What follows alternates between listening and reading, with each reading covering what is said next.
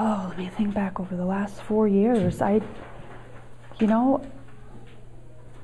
can't think of any that I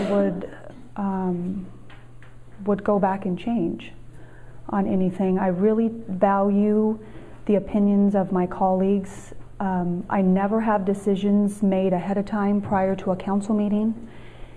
I read all my materials, I do all of my work, so when I come to the council meetings, I'm prepared to discuss if any discussion is needed on any of the items.